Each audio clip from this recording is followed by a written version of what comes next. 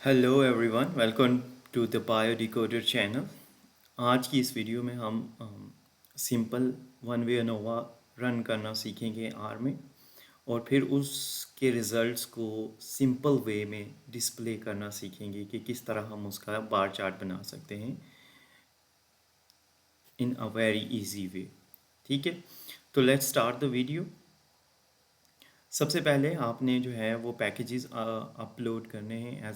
जैसे कि मैंने आपको पिछली वीडियोस में बताया कि आपको पैकेज अगर इंस्टॉल करना हो तो आपने सिंपली क्या करना है, इंस्टॉल पैकेजेस लिख के आपने कोई भी पैकेज का नाम लिखना है तो उसको आप वहाँ पे इंस्टॉल कर सकते हैं आर में। आज का जो हमारा पैकेज है जिसमें हम अनोवा रन करने जा रहे हैं, सिंपल वन वे अनोवा, उसका नाम है ग्रिकोली एग्रीकोली। और आप इस पैकेज के साथ जितने भी आगे जाके आप टर्की एलएसटी और जितने भी दूसरे टेस्ट्स हैं वो आप इसी पैकेज के थ्रू करेंगे। और फिर आपके पास जीजी प्लॉट है, लेकिन जो आज की वीडियो हम बना रहे हैं उसमें आपको जीजी प्लॉट की ज़रूरत नहीं है और ना डी प्लेयर की पैकेज की ज़रूरत है। सो एज़ यूजुअल हम अपना वही डेटा सेट लोड करेंगे जो हमने प्रीवियस वीडियोस में यूज़ किया है। तो हम सिंपली आईआरएस को डाउन लोड कर लेंगे डेटा को, और फिर हम देखेंगे कि आइदर इसके हेड के अंदर कोई एज सच इसके किसी रो या कॉलम में कोई मिसिंग वैल्यू है या नहीं। इनफैक्ट और फिर हम इसका देखेंगे कि टोटल ऑब्जर्वेशन उतने ही हैं जितने इसके ओरिजिनल फाइल में मेंशन हैं कि नहीं। तो हमारे पास 150 ओरिजिनल फाइल में मेंशनड हैं और हमारे पास भी ऑलमोस्ट हमारे पास भी एग्जैक्टली 150 आ रहे हैं। ठीक है, तो इसका मतलब यह है कि हमारे डाटा में कोई भी एज सच मिस्टेक नहीं है। नेक्स्ट स्टेप के लिए हमने क्या करना है, सबसे पहले हमने अनोवा को रन करना है। तो अनोवा सिंपल वे में अनोवा रन करने का in built in function use करके अनोवा रन करने का जो है वो तरीका ये है कि आप सिर्फ ये लिखें अनोवा, कोई भी आप फाइल का नाम लिख दें अनोवा, या फिर आप इसको चेंज करके अनोवा मॉडल इस तरह का नाम रख सकते हैं। और देन आर के अंदर जो बिल्ट इन फंक्शन है अनोवा के लिए वो है एनालिसिस ऑफ वेरिएंस, AOV के नाम से एक फंक्शन है, आपने वो लिखना है। और फिर आपने आर को ये बताना है कि हम किस किस चीज़ को चेक करना चाह रहे हैं। फॉर एग्जांपल हमारे डेटा में सैपल लेंथ है, सैपल विड्थ है, जो भी है। तो फॉर एग्जांपल आपने सबसे पहले जो है यूज़ करना है एज अ सैपल लेंथ। तो ये जो हमारा हो गया, इसको हम कहते हैं डिपेंडेंट वेरिएबल। ठीक है, और फिर इसको हमने देखना है कि ये किस तरह चेंज हो रही है इंडिपेंडेंट वेरिएबल्स के साथ। सो जो इंडिपेंडेंट वेरिएबल हमारे पास स्पीशीज़ है, तो हमने ये देख रहे हैं अब कि जो स्पीशीज़ लेंथ है वो जो सैपल लेंथ है वो स्पीशीज़ के दरमियान कैसे चेंज हो रही है। क्या वो सिग्निफिकेंट स्पीशीज़ के अंदर जो सैपल लेंथ है क्या वो सिग्निफिकेंटली डिफरेंट है या नहीं है। तो ये चेक करने के लिए हम यूज़ कर रहे हैं वन वे अनोवा को। तो आपके पास कोई भी वेरिएबल हो सकता है, हम यहाँ सैपल लेंथ कर रहे हैं, आपके पास यील्ड हो सकता है प्लांट की, आपके पास कोई भी और न्यूमेरिकल वेरिएबल है। तो आपके पास जो डिपेंडेंट वेरिएबल है वो आपके पास यील्ड होगा, और इंडिपेंडेंट वेरिएबल्स आपके पास स्पीशीज़ हो सकते हैं, आपकी कोई ट्रीटमेंट हो सकती है, कोई भी चीज़ हो जो होगी वो इंडिपेंडेंट वेरिएबल होगी। तो आप चेक करेंगे कि जब आप किसी भी इंडिपेंडेंट वेरिएबल को चेंज कर रहे होते हैं तो आपकी यील्ड के ऊपर या आपकी सैपल लेंथ के ऊपर क्या इम्पैक्ट आएगा। क्या वो उन ट्रीटमेंट्स के अगेंस्ट या उन इंडिपेंडेंट वेरिएबल्स के दरमियान वो सिग्निफिकेंटली, क्या वो ट्रीटमेंट्स अगर फॉर एग्जांपल आप यूज़ कर रहे हैं तो क्या ट्रीटमेंट सिग्निफिकेंटली इम्पैक्ट कर रही हैं यील्ड को, या हमारे केस में क्या स्पीशीज़ जो हैं वो सिग्निफिकेंटली डिफरेंट हैं in terms of their sample length. So for इसके लिए फिर हमने ये कमांड रन किया, और फिर हमने लिखना है कि डेटा जो आपने स्पेसिफाई करना है, डेटा इज़ इक्वल टू हमारे पास जो डेटा है वो IRS डेटा है। ठीक है, अब आपने कुछ नहीं करना, सिंपली इसको यहाँ पे कर्सर को लेके आना है और फिर रन पे क्लिक कर रहे हैं। अब ये क्योंकि सारा कुछ ब्लू में आ गया है तो इसका मतलब है कि हमारा कमांड जो है वो सक्सेसफुली एग्जीक्यूट हो गया है। नेक्स्ट, अगर आप देखना चाहते हैं कि हमारे पास क्या रिज़ल्ट आए हैं, आप उसका टेबल डाउनलोड करना चाहते हैं या आप उसको सेव करना चाहते हैं, तो आपने सिंपली समरी लिखना है और फिर साथ लिख लेना है इस फाइल का नाम।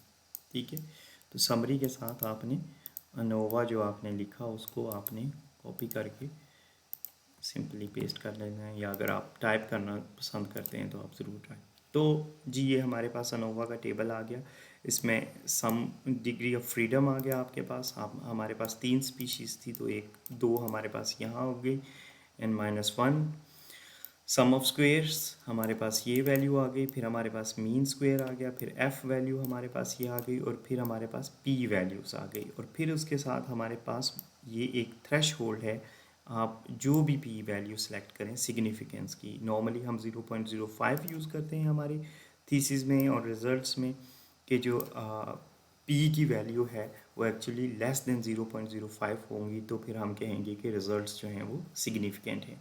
तो हमारे क्योंकि बहुत ही ज़्यादा लो है, फॉर एग्ज़ाम्पल 0.0016 ज़ीरोज़ के बाद 2 आता है, तो इसका मतलब है कि हमारे जो है रिज़ल्ट्स हैं वो सिग्निफिकेंट आ गए। तो 3 स्टार्स का मतलब ये है कि हमारा जो है वो डेटा जो है वो ज़ीरो, मतलब वैल्यू जो उसकी पी वैल्यू है वो ज़ीरो से भी कम है। ठीक है, तो इसका मतलब ये है कि हमारी जो पैटर्न लेंथ है वो स्पीशीज़ के दरमियान सिग्निफिकेंटली डिफरेंट है। ठीक है, तो ये हमारे अनोवा के रिज़ल्ट आ गए। आप सिंपली इसको अगर कॉपी करना चाहें तो आप सिर्फ यहाँ से सिलेक्ट करके कॉपी करके आप किसी जगह पे भी सेव कर सकते हैं। एक और तरीका है कि राइट टेबल भी कर सकते हैं, लेकिन क्योंकि अभी हम बिगिनर लेवल पे हैं तो अभी हम इसको कॉम्प्लेक्स नहीं करते। नेक्स्ट, आप चाहते हैं कि आप देखें कि कौन सी ट्रीटमेंट जो है वो LSD के लिहाज से एक दूसरे से डिफरेंट है, तो उसके लिए आपने यूज़ करना है LSD। फॉर एग्ज़ाम्पल अगर हम रन करना चाह रहे हैं तो LSD जो कमांड यूज़ करेंगे वो lsd.test होगा, और साथ उसके अब आपने क्या करना है कि जो आपके पास ये जो किस पे LSD रन करना है, आपने इस वाली फाइल पे जिस पे आपके पास अनोवा मॉडल है, अब आपने इसको रखना है, और साथ आपने जो वेरिएबल आपने चूज़ करना है वो है, आपने सिग्निफिकेंट डिफरेंस किस में देखना है, स्पीशीज़ में देखना है। अगर आप कोई इंटरेक्शन रन कर रहे हैं, फॉर एग्जांपल मेरे पास अगर हो कि स्पीशीज़ क्रॉस ट्रीटमेंट, तो अब मैंने यहाँ पे species cross multiply by treatment वो वाला इंटरेक्शन लिखना है, ताकि वो जितने भी हमारे ग्रुप्स बने वो वहाँ पे आ जाएँ। और साथ आपने ये लिखना है कि हमें पी एडजस्टेड की ज़रूरत नहीं है, वो ऑलरेडी सिग्निफिकेंस है, तो हमने P dot adjusted is equal to, ये बेंफोरनी करेक्शन होती है, आपको उसकी ज़रूरत नहीं है, क्योंकि अभी आप बहुत ही सिंपल, जिसको FDR भी कहते हैं आगे जाके, उसकी अगर आपको ज़रूरत है तो आप कर सकते हैं, लेकिन अगर फ़िलहाल क्योंकि अभी हम बेसिक पे हैं तो अभी हम सिर्फ इसको ये करेंगे। तो जनाब आपने इसको रन कर दिया और आपके पास जो है वो ये आ गया। अब आपने क्या करना है कि सिंपली इन रिज़ल्ट को देखने के लिए आपने जो है ये रिक के और फिर आपने यहाँ पे प्रिंट का ऑप्शन लिख के साथ LSD लिख देना है। जब आप ऐसे करेंगे तो अब आपके पास अनोवा की LSD के रिज़ल्ट्स आ गए, आपके पास स्टैंडर्ड एरर आ गया, उसकी लेंथ आ गई, और फिर आपको मीन स्टैंडर्ड एरर कितना है, डिग्री ऑफ फ्रीडम मतलब टोटल ऑब्जर्वेशंस कितने थे, फिर मीन वैल्यूज़ कितनी थी, ये सारा कुछ आ जाता है। जो इम्पॉर्टेंट चीज़ है जो आप ग्राफ में यूज़ करेंगे वो आपके पास ये मीन वैल्यू है कि कौन सी सैपल लेंथ कितनी है और वो किस ग्रुप में आ रही है। LSD को इंटरप्रेट करने में बहुत से लोग मिस्टेक करते हैं और उनको पता नहीं होता कि इसका क्या मतलब है। तो LSD को इंटरप्रेट करने का बेसिक जो रूल है वो ये है कि अगर दो ग्रुप्स जो हैं, फॉर एग्ज़ाम्पल हमारे पास स्पीशीज़ एक है और ये स्पीशीज़ दो है, तो अगर दो स्पीशीज़ जो हैं उनके दरमियान कोई एक लेटर है, अभी तो ये बहुत सिंपल और बेसिक वर्जन है अनोवा का, तो इसलिए हमारे पास 3 डिफरेंट ग्रुप्स आ गए। इसका मतलब है जो तीनों स्पीशीज़ हैं स्टैटिस्टिकली उनकी जो पैटर्न सैपल लेंथ है वो एक दूसरे से सिग्निफिकेंटली डिफरेंट है, तो इसलिए हमें डिफरेंट ग्रुप्स मिल गए A, B और C। लेकिन जब आप कम्प्लेक्स ग्रुप करेंगे तो हमारा आपके पास A आएगा, कुछ में A B आ जाएगा, कुछ में B C आ जाएगा। तो LSD के रिजल्ट्स को इंटरप्रेट करने का जो बेसिक फार्मूला है वो ये है कि जब दो ग्रुप्स एक ही लेटर जिनके अंदर रिपीट हो रहा है वो एक दूसरे से सिग्निफिकेंटली डिफरेंट नहीं है। ठीक है, फॉर इंस्टेंस अगर ये ए है और ये ए बी है तो इसका मतलब है कि दो उनके मीन की वैल्यूज स्लाइटली डिफरेंट हैं लेकिन वो एक दूसरे से सिग्निफिकेंटली डिफरेंट नहीं है। ओके, सो वीडियो को लंबा करने के बजाय let's plot it as a bar graph. ठीक है, सिंपल बार ग्राफ का आपने कमांड देना है बार GROUP बार ग्रुप। ठीक है, ये हम इनबिल्ट, अदरवाइज आप GG प्लॉट सबसे बेस्ट है। अगर आप कस्टमाइज्ड रिज़ल्ट जो है वो लाना चाहते हैं तो वो बेस्ट है। और आपने डॉलर साइन लेके फिर ये बताना है कि जो बार ग्राफ से कौन सा आप जो है वो लेना चाहते हैं उसके बार्स के ऊपर लगाने के लिए। ठीक है, वैल्यूज़ तो आपने ग्रुप्स कर दिया तो आपके पास ये देखें जो जो ग्रुप्स हैं वहाँ पे हमारे पास ABC है। तो इसका मतलब ये है कि जो बार ग्राफ बनेगा उसकी टॉप पे हमारे पास ये आ जाएंगे। ठीक है, ग्रुप्स, और फिर हमने ये लिखना है कि वाई लेम is equal to, for instance मैं आपको वाई लेम क्यों लिखते हैं इसका आपको बता देता हूँ। फॉर एग्जांपल वाई लेबल आप करना चाहें तो वो आप लिख सकते हैं कि आपने क्या किया कि मीन सैम्पल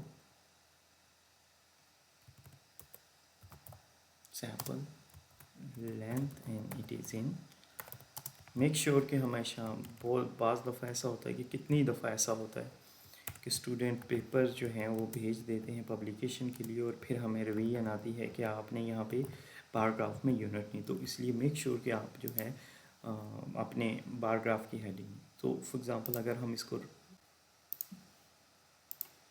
तो ये इस तरह का ग्राफ देगा। ठीक है, जब आप ये सारा लिख के इसको रन करेंगे तो आपको ये ग्रुप रिज़ल्ट देगा। लेकिन बाज़ केसेस में ऐसा होता है, अब यहाँ पे अगर आप इस ग्राफ को देखना चाहें तो यहाँ पे आपको पता चलेगा जो फर्स्ट यहाँ पे आपके पास फॉर इंस्टेंस ये है तो आपको आप देख रहे हैं कि आपको ये वाला ग्राफ जो है ये आपकी जो वाई एक्सिस है उससे जो है ये बाहर जा रहा है। तो इसका मतलब है कि जो आर ने बाय डिफ़ॉल्ट इसको रेंज को सेट करना था जो आपकी एक्स वाई एक्सिस का, वो नहीं किया उसने। तो आपने क्या करना है कि आपने सिंपली यहाँ पे लिख देना है वाई वाई लिम लिखना है।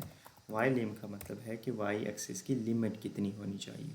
तो उसके लिखने के लिए तरीका ये है कि आप C लिखते हैं और फिर साथ उसके 0 to, फॉर इंस्टेंस हमारे केस में आई होप कि 8 के साथ हमारा सब कुछ ठीक हो जाए। तो आपने सिंपली ये करना है, सॉरी आपने यहाँ कॉमा भी लगाना है और ब्रैकेट तो बात करनी ही है।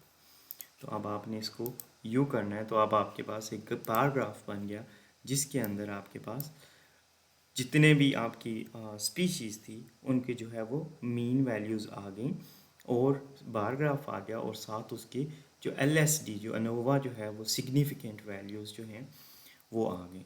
तो ये एक सिंपल और बहुत ही इजी वे है वन वे अनोवा के रिज़ल्ट को इंटरप्रेट करने का, एक बेहतरीन और सादा सा और सबसे बिगिनर लेवल का तरीका है। अगली वीडियोस में हम ये बताएंगे आपको, मैं ये बताऊंगा कि आपकी ने किस तरह से अनोवा लगाना है इंटरेक्शन पे, जो फैक्टोरियल डिज़ाइंस होते हैं या फिर हमारे स्प्लिट प्लॉट डिज़ाइंस होते हैं उन पे अनोवा कैसे लगाना है। So stay tuned and keep watching the decoders. Bye.